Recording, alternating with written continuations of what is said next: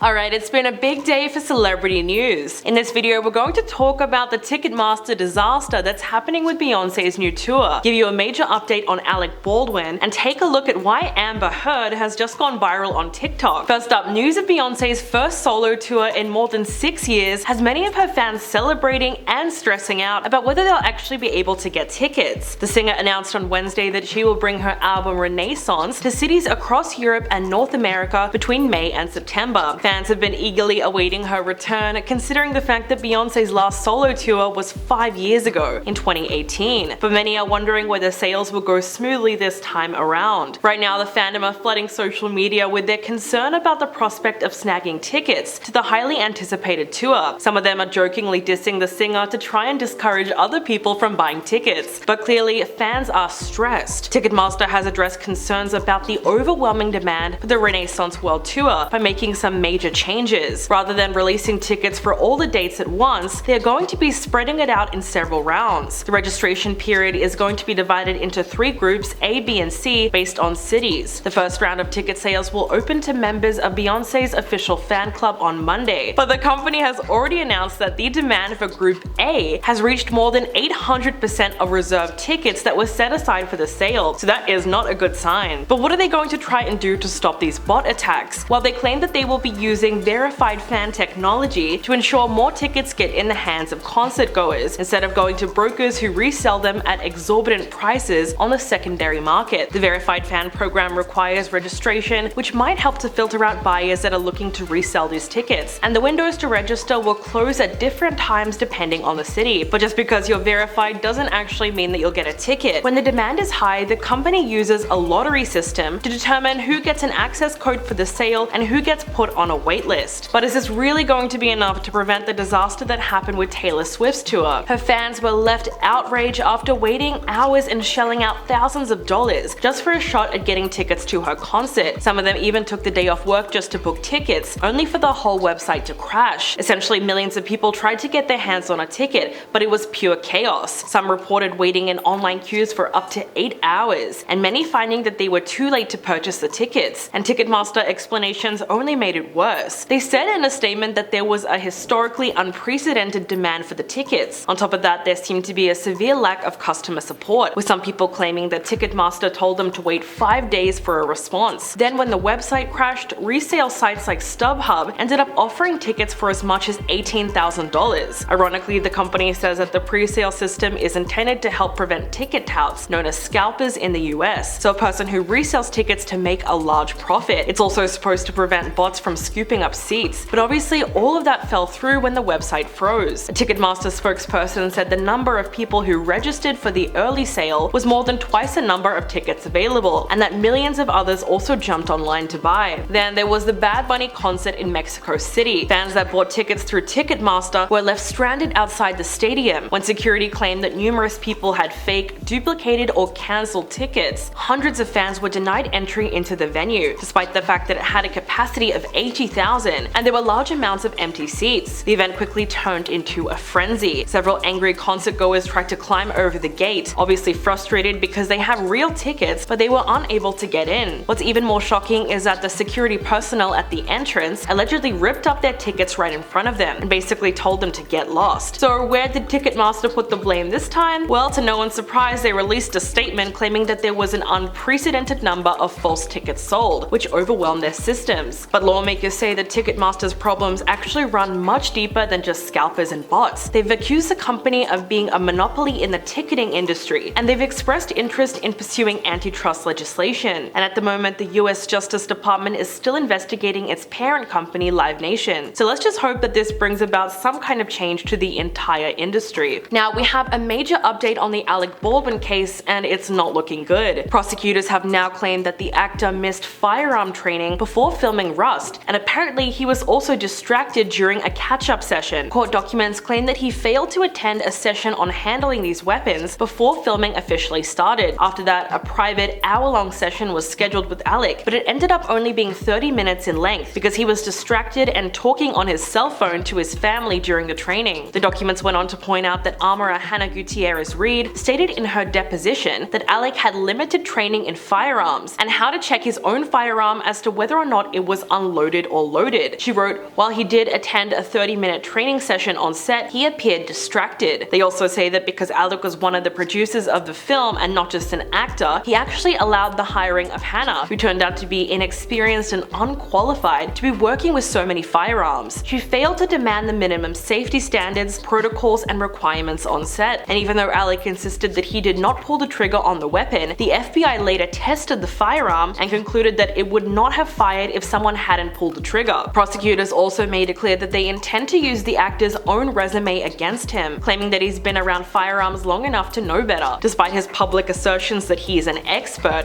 when it comes to firearms and filmmaking, photos and videos from the day of the incident actually show him mishandling the weapon. Footage shows him practicing drawing and pointing the firearm, and prosecutors say that the evidence clearly shows him with his finger inside of the trigger guard and on the trigger several times, which is the total opposite of safety protocols. This is worrying because investigators have counted at least 40 instances of him using a weapon in film or TV productions throughout his entire career. The filing also criticizes Alec for not behaving like the firearm was loaded. They stated, Baldwin directly pointed a firearm at Hutchins and Souza. He knew the first rule of firearm safety is never to point it at someone you don't intend on hitting. In addition, always assume that it is loaded. Had Baldwin performed the required safety checks with the armorer, this tragedy would not have occurred. Now obviously this is massive news, and it's already changed the trajectory of the case. Alec has officially been charged with 2 counts of involuntary manslaughter, and we now know that prosecutors will forego a grand jury and rely on a judge to determine if there is sufficient evidence to move towards a trial. They've submitted a list of dozens of witnesses, including the Rust director Joel Souza, weapons assistant Sarah Zachary, the film's ammunition provider, and several participants in the film set rehearsal. The manslaughter charges against Alec include 2 possible sanctions. One version is punishable by up to 18 months in jail and a $5,000 fine. The second one carries a much higher threshold of wrongdoing, and it could result in a mandatory 5 years in prison. But at the moment, it is up to the jury to decide which definition of manslaughter to pursue. Alec's attorney Luke Nykus responded to the news in a statement, saying, "This decision distorts Helena Hutchinson's tragic death and represents a terrible miscarriage of justice. Mr. Baldwin had no reason to believe there was a live bullet in the firearm or anywhere on the movie set. He relied on the professionals with whom he worked, who assured him that it did not have live rounds. We will fight these charges and we will win." New Mexico's first judicial district attorney, Mary Carmack Altwy, did an interview with CNN, and she explained her reasoning for the charges. She said there were live rounds on set. No one was checking those, or at least they weren't checking them consistently, and then they somehow got loaded into a firearm and handed off to Alec Baldwin. He didn't check it. He didn't do any of the things that he was supposed to do to make sure that he was safe or that anyone around him was safe. And then he pointed the weapon at Helena Hutchins and he pulled the trigger. She explained that just because the incident was accidental doesn't mean that no one could be held criminally liable. These charges have now set the judicial clock in motion, as Alec will make his initial court appearances within the next 15 days. The case is expected to go through a preliminary hearing where prosecutors will have to show a judge that they have enough evidence to warrant a trial. All we know is that if it does go to trial, it will likely take place at the end of the year. Moving on, we're going to talk about someone that we haven't seen in a while. Amber Heard has just gone viral on TikTok. 2022 was a rough year for her. The cameras were focused on her every move, and she went through one of Hollywood's most high-profile legal battles ever with her ex-husband Johnny Depp. This year, Amber seems to be letting off some steam as she tries to put the events of last year behind her. In a recent video published on TikTok, she can be seen doing just that. On Wednesday, a social media user by the name of Bernardo Triana shared a video dancing with her to Selena's Como La Flor. Amber looked very happy with her signature red lipstick, and she swayed her hips to the music along with her dance partner. The video quickly went viral, and it was viewed over 11 million times in less than 48 hours. And judging by the comments, not everyone was happy to see her pop up on their feed again. But the video also did receive a ton of positive responses as well, with some fans saying that they were happy that she was out there living her life. Viewers were quick to point out her impressive rhythm and dance moves, and how she was able to keep perfectly in time with the young man, who seemed to be giving her a quick lesson in some salsa moves. We know that the video was taken in Guatemala, and she was dancing with a young member of the film crew from the movie In the Fire. The movie is currently in post-production, but it has no release date listed on IMDb. This new TikTok has got a lot of people wondering, where on earth is Amber Heard now? Well, she is reportedly living in Mallorca, Spain, with her daughter and her rumored partner Bianca Butti. In October, it was reported that she was renting a mansion under a pseudonym from a family of a local politician who was released from prison in early 2020. A source told People magazine that after the exhausting trial, Amber is focused on raising her daughter, Una, in Europe. They went on to say she spends every day with her girl. They stroll around, visit parks, and enjoy family time. Amber is a great mom. So in other words, she's trying to keep it low-key, although some people would say that she's basically gone into hiding. It's been 8 months since the trial that captivated the world ended, which awarded Johnny Depp $10.3 million